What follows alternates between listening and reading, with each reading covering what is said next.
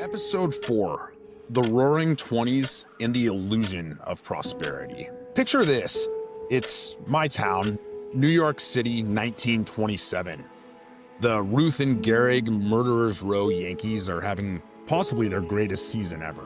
The sidewalks buzz with energy, skyscrapers stretch taller by the month, jazz clubs pulse with new rhythms, women bob their hair, shorten their skirts, and light cigarettes in public. Cars, radios, telephones.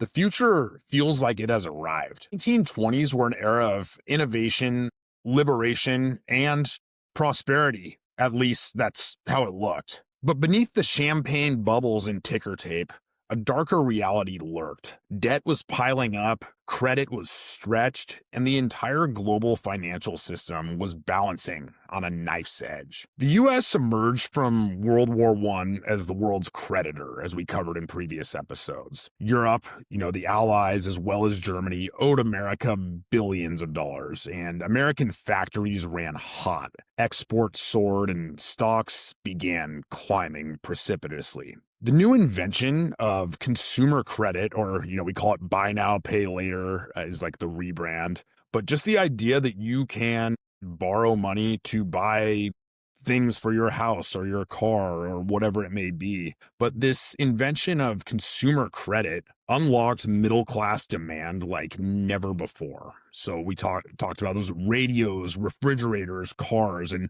Americans bought all of this, and it was often on credit or installment plans, as they were sometimes called at the time. So Wall Street sees this frenzy. You're going to see parallels for later on in the nights, but Wall Street sees this frenzy and they just pour gasoline on the fire. Margin loans made it possible for everyday people to buy stocks with borrowed money, and these were massively leveraged. For those that don't understand, a margin loan is basically it's no different than a home loan. It's you get a loan against an asset like your house, or in this case, it was stocks, and people were borrowing massively against their stocks. And why not? Because stocks only went up, right? So the illusion was simple. Prosperity could just expand forever, and credit would always be there to fuel it. So while America roared in the 20s, our four central bankers, our four main characters in this series, wrestled with some contradictions. So we'll start with Benjamin Strong. We're already in New York. We'll stick with our man, Ben Strong. He's the de facto global banker, like a Jerome Powell today. He cut rates. So we already have a bit of a buy-up frenzy going on in the stock market, and he cuts rates to stimulate borrowing. And then he lends dollars abroad, and he props up Europe with American capital. But he's worried. Like, was he feeding speculation? Spoiler alert, he is. We know how that, and it's important to note that back then, they didn't have as comprehensive of an understanding of how interest rates affected the economy. And so that's why this was a question. Today we would go, yeah, of course, they're lowering rates. That's going to stimulate the economy, and it's gonna, potentially fuel speculative bubbles. So that's been strong. We got Montague Norman in London, and he's still obsessed with returning Britain to this gold standard at pre-war parity, getting Britain back on the gold standard at this same valuation as before the war, which, as we know, he is, again, to use the war analogy, but he's fighting the last war. That time has come and gone, but he's still trying to turn back the clock. And so this meant in London, so New York is ripping. Everything's going in London. They're seeing deflation, not inflation. But Norman cared. This is a key pillar of his personality and his worldview.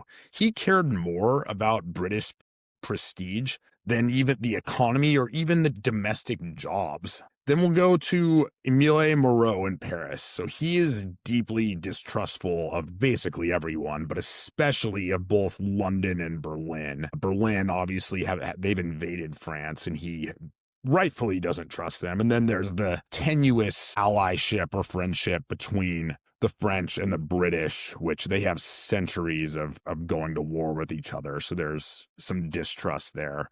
But he continues stockpiling gold, just suspicious of what everyone else's intentions are. And I'm going to batten down the hatches, and I'm going to stockpile as much gold as I can for this oncoming storm. And then we got Hjalmar Schacht in Berlin.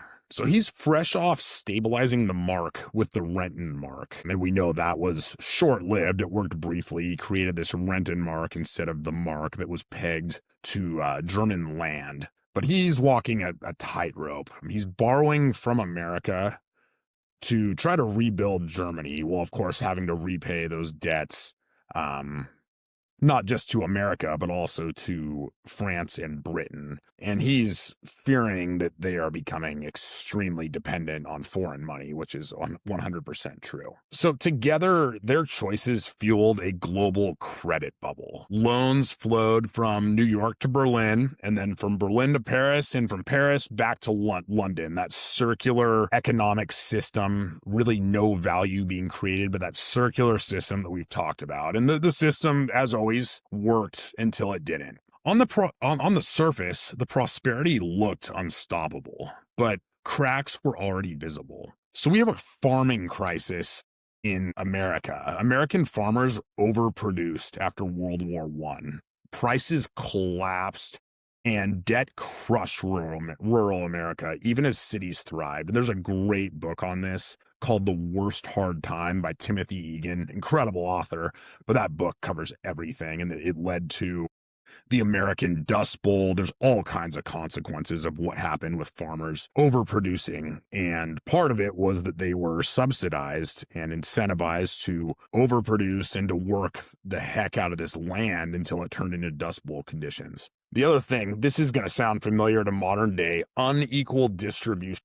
The top 1% controlled just a staggering share of income. And for many Americans, or most Americans, the Roaring Twenties never really roared. And you look at modern day, we actually just, by some metrics, so the 20s in America, the 1820s that is, was the greatest period of income inequality. By some metrics, we just surpassed it here in the new 20s, the 2020s. And then, of course, we touched on this. Speculation mania. Stock prices completely detached from reality. You got newspaper boys and taxi drivers bragging about their portfolios. We were there if you remember 2021, when people were getting stimulus checks and buying NFTs for millions of dollars and GameStop.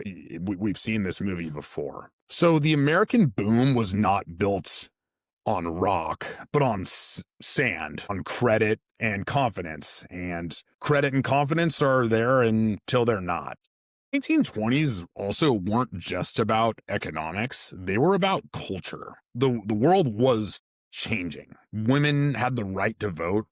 Prohibition was in full swing and being completely ignored, but it was happening. And jazz redefined music, and Hollywood came into the popular vernacular and became America's storyteller. This is when movies and entertainment really started to hit their stride. And we think of America today as the entertainment capital, but this stuff was new back then. And It was a quite a time, particularly to be in a big city in America. The war was over. We got movies, we got music, there's prohibition, but we're still boozing and partying. I mean, it was called the Roaring Twenties for a reason. So all this fed into the illusion that a new era had dawned, that humanity had left war, poverty, and crisis behind. This was a real feeling that prosperity was permanent. World War I was called the war to end all wars. And the idea was that people saw that it was so bad that there's no way we would ever do this again. Look how awful it was.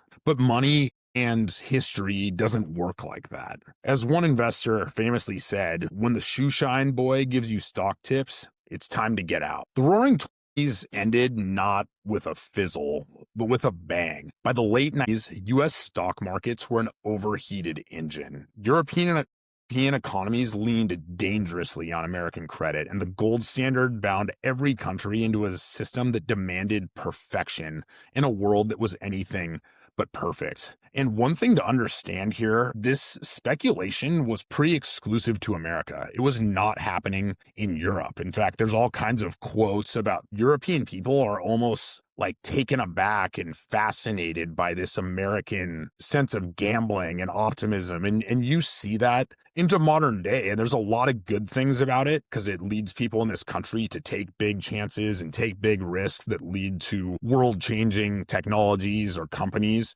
But it's a uniquely American characteristic.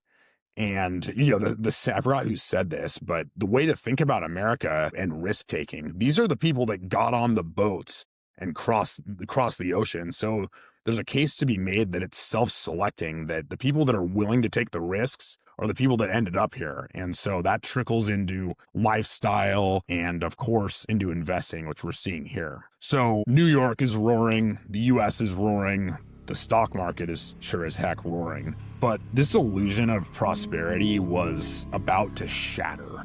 And when it did, it wouldn't just be an American crisis, it would be global. In the next episode, we'll step into the fall of 1929. The crash, the ticker tape panic, the day when America's illusion of prosperity collapsed and took the world with it.